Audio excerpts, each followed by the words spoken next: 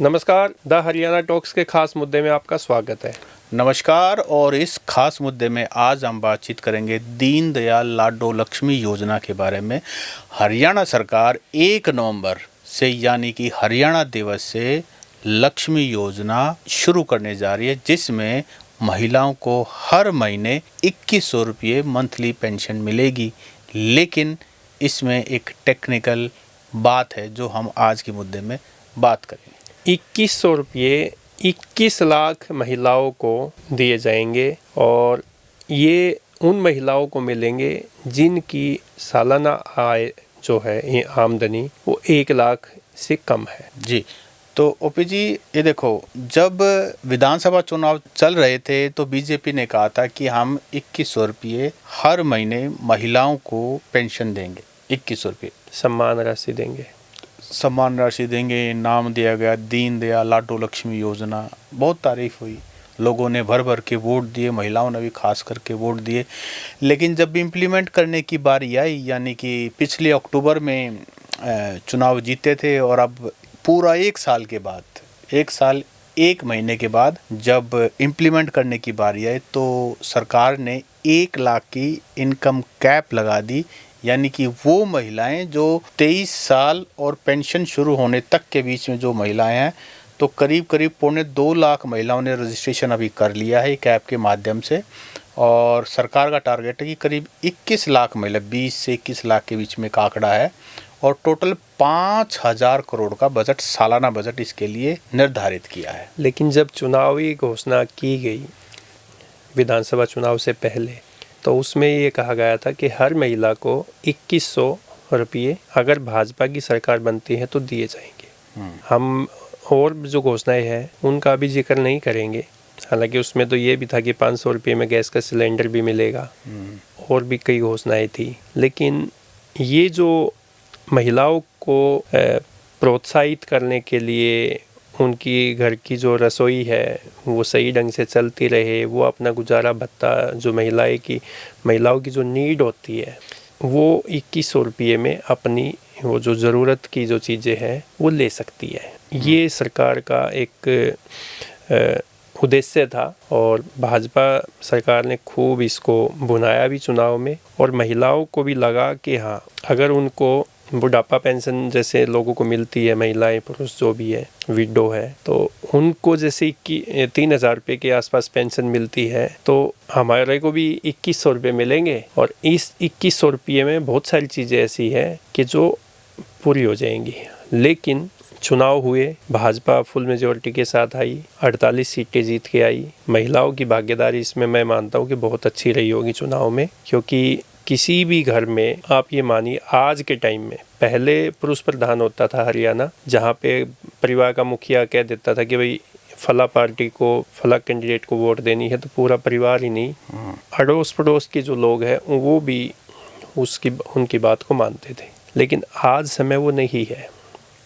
आज घर में महिलाएं जो है वो अपना प्रभाव रखती है, और महिलाएं जो डिसीजन लेती है परिवार उसके साथ चलता है। जी, और इसी मामले में कांग्रेस के रोहतक के एमपी दीपेंद्र सिंह हुड्डा ने भी मांग उठाई है। आज ही मांग उठाई है, पहले भी इस बारे में विपक्ष ने मांग उठाई कि जो 1 लाख की कैप है इसको हटाया जाए, क्योंकि बीजेपी का वादा था कि हर महिला को ये 2100 रुपये हर महीने जो पेंशन है ये मिलेगी। और दूसरी बात, ये तो हो गई पक्ष विपक्ष की बात। दूसरी बात, 1 लाख रुपये का जो इनकम सर्टिफिकेट है, कितने सारे डॉक्यूमेंट भी जो भी एलिजिबल बेनिफिशियरी है, यानी कि जो 1 लाख से इनकम है वो प्रूव करनी पड़ेगी। ऐसा नहीं है कि कोई भी महिला कहे कि जी मेरी 1 लाख से कम इनकम है और मुझे पेंशन दो। नहीं, डॉक्यूमेंटेशन प्रोसेस भी इतना लंबा चौड़ा है कि एक अनपढ़ महिला के लिए, कम पढ़ी लिखी महिला के लिए इतना डिजिटल और इतना डॉक्यूमेंटेशन हो गया है। मुझे तो याद है कि अभी पिछले दिनों INLD की रोहतक में रैली थी, तो अभय सिंह चौटाला के लड़के ने, जो शायद विधायक हैं रानिया से, उन्होंने कहा था कि भाई आजकल ना बटुए में पैसे से ज़्यादा आईडी है। अर्जुन चौटाला ने ये बात कही थी कि पैसे से ज़्यादा बटुए में आजकल आईडी है, किसी का बटुआ चेक कर लो। और बात भी सही है, हमारे खुद के बटुए में इतनी आईडी भरी हुई हैं, पैसे उस पैन कार्ड, आधार कार्ड, फिर आप फैमिली आईडी है, मतलब सही कह रहे हैं कि हाँ, आईडी ज़्यादा होती है, नोट कम होते हैं। नोट कम होते हैं। तो वैसे ही महिलाओं को 2100 रुपये पेंशन तो दे रहे हैं, पर मुझे लगता है कि ये प्रोसेस इतना लंबा चौड़ा कर दिया, ये भी एक पेनफुल प्रोसेस है, क्योंकि सरकार ने इसको एक सम्मान राशि कहा था, और सम्मान जो है वो सम्मानजनक तरीके से दिया जाता है। तो इतना अगर परेशान करके महिलाओं को अगर आप 2100 रुपये देंगे कि उनको मतलब उनके पसीने छूट जाए, या तो वो होप छोड़ दें कि भाई 2100 पेंशन नहीं मिलेगी, पहाड़ चढ़ने जैसा है, ये भी गलत है। तो प्रोसेस को इतना स्मूथ होना चाहिए, अपने आप को कहीं भी कोई सेंटर बना दे या ऑनलाइन कुछ ऐसा कर दे कि आप अपना जो भी है एक सर्टिफिकेट, एक आईडी कर दीजिए, डिपार्टमेंट अपने आप चेक करता रहेगा जो कुछ करना है। इसमें सत्सिंह जी एक बात और भी है, जब सरकार के पास डाटा है, आंकड़े हैं, परिवार पहचान पत्र का डाटा उनके पास है, सिस्टम पे क्लिक करो पता चल जाता है कि कौन पात्र है कौन पात्र नहीं है। आप ये देखो, परिवार पहचान पत्र में हर व्यक्ति की जो आय है वो मेंशन है।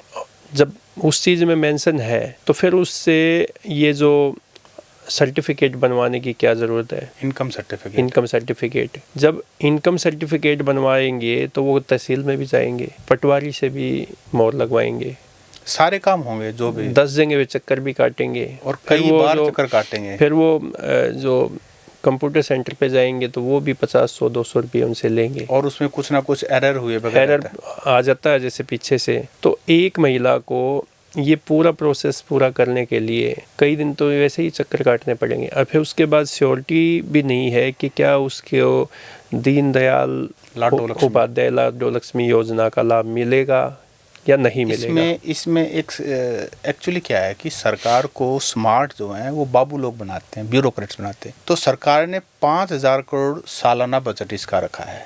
अभी तक 2.25 लाख महिलाओं ने रजिस्टर किया है। 21 लाख तक 21 लाख, लेकिन ये 21 लाख 2025 में नहीं पहुंचेंगे, ये जब चुनाव आएगा तब जाकर 21 लाख के आसपास पहुंचेंगे। 29 तक आसपास होगा, और उस समय सरकार दावा करेगी कि बीजेपी सरकार ने 21 लाख पात्र महिलाओं को 2100 रुपये पेंशन दी है। लेकिन वो सिर्फ आखिरी साल। आप मुझे बताइए, जब 8 अक्टूबर को चुनाव आ गया, आपकी अक्टूबर में सरकार बन गई, तो 1 नवंबर 2024 हरियाणा दिवस को आप दे सकते थे। देखो, आपको सम्मान राशि सम्मानजनक तरीके दे सकते, लेकिन 1 साल का बजट कहाँ गया? 1 साल का बजट तो ये बचा लिया ना। फिर उसके बाद 2.25 लाख महिलाओं ने अभी तक रजिस्टर्ड किया, वो 21 लाख नहीं है। वो इसीलिए क्योंकि हर्डल्स इतने हैं, डॉक्यूमेंटेशन का सिरदर्द इतना है कि कौन नहीं चाहते 2100 रुपये पेंशन। अच्छा, ये मैं कह रहा हूँ, ये आइडेंटिफाई कैसे किया कि 21 लाख महिलाओं को दिया जाएगा? ये कैसे आइडेंटिफाई किया? मुझे लगता है वो तो शायद 23 से लेकर के और पेंशन तक सरकार के पास डाटा है। तो डाटा तो फिर उनको उनके अकाउंट में वो पैसे डालने में दिक्कत क्या है? तो फिर वो सारा बजट वहीं लग जाएगा। उनको उनकी वोट लेने के टाइम पे करेंगे ना, लेकिन उससे पहले जितना पैसा हो सकता है वो सरकार बचाए। सरकार के पास तो कितने सारे सोर्स ऑफ इनकम है, उनको स्वास्थ्य पे लगाएं, शिक्षा पे लगाएं, महिला सशक्तिकरण पे लगाएं, पेंशन पे लगाएं, सोशल सिक्योरिटी जिसको बोलते हैं। लेकिन अब ये वही बात होगी। एक बात और भी तो है ना, फिर विपक्ष के लिए मुद्दा भी तो चाहिए। हम विपक्ष को बोलने का कोई मौका तो मिले। तो अब जैसे आपने अभी जिक्र किया कि दीपेंद्र सिंह हुड्डा कह रहे हैं कि 1 लाख रुपए का जो सालाना आमदनी है वो बढ़ानी चाहिए, 2 लाख कैब हटानी चाहिए, हर महिला को देनी चाहिए, हर महिला को मिलना चाहिए, जो कि 23 साल की एज पूरी करके और पेंशन की योजना की उम्र तक का जो एक उम्र बनती है उसमें सबको मिलने चाहिए। लेकिन अगर भाजपा सरकार 21 लाख महिलाओं को ये 2100 रुपये दे दे पहले झटके में ही, तो विपक्ष के पास तो बोलने के लिए कुछ है बचा ही नहीं। फिर नवीन जैन जैसे समाज सेवी जो सामाजिक कार्य करता है, उनके लिए भी मुद्दा चाहिए है। अब जब ये परिवार पहचान पत्र बना और उसमें जो खामियां आने लगी, लोगों की पेंशन रोक दी गई, बुढ़ापा पेंशन, विधवा पेंशन और कई जो मिलती है वो रोक दी गई। जब उनको ये अपना बिजली के मीटर का कनेक्शन मिलना बंद हो गया या और बहुत सारी चीज़ें में दिक्कतें आई, तो नवीन जयंत लेके आया ना दादा दुलीचंद को। तो देखिए कितने सारे लोगों को पेंशन मिलनी शुरू। तो दादा दुलीचंद आया ना कि जिंदा भी मिला 104 साल का और पेंशन भी उसकी बंद मिली। तो दादा दुलीचंद ने ना केवल अपनी पेंशन बनवाई बल्कि हजारों और भी ऐसे जो लोग थे, वंचित थे, जो पात्र होने के बावजूद भी वंचित थे, उन लोगों को पेंशन मिली।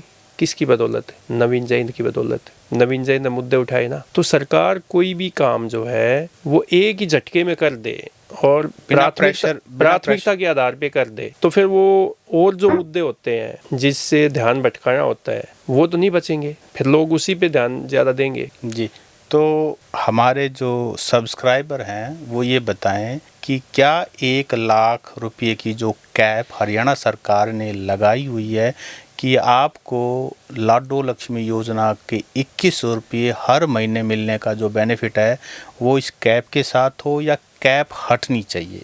एक बात। और दूसरी बात, ये जो डॉक्यूमेंटेशन का प्रोसेस है ये आसान से आसान होना चाहिए। क्या सरकार के पास पूरा डेटा नहीं है? डेटा है तो एक क्लिक से क्यों नहीं सभी एलिजिबल महिलाओं को पेंशन शुरू कर देती? और आप ये बात भी हमें बताइए कि चुनाव से पहले जब भाजपा पार्टी ने अपने घोषणा पत्र में ये डाला, ये घोषणा की कि हर महिला को 2100 रुपये मिलेंगे, तो क्या उस समय आपको पता था कि जिसकी आमदनी 1 लाख रुपये से कम है उसको ये 2100 रुपये मिलेंगे?